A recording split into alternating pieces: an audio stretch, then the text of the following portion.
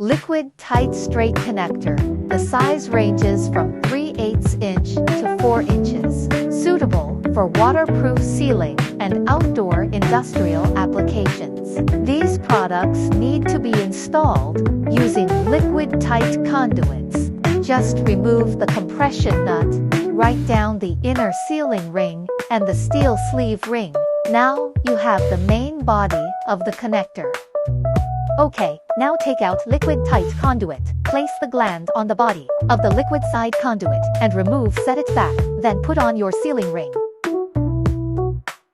At this point, you need to thread in with ferrule to the inside of the conduit.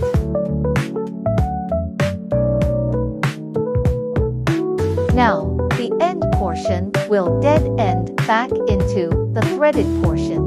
Then slide up the sealing ring and install the compression gland. Make sure you tighten with channel lock pliers. Now your liquid tight conduit is secured in place. Simply remove the lock nut from threaded that goes into the box. Knockout. Make sure the rubber gasket is kept at the top edge, and then reinstall the locking nut inside the box.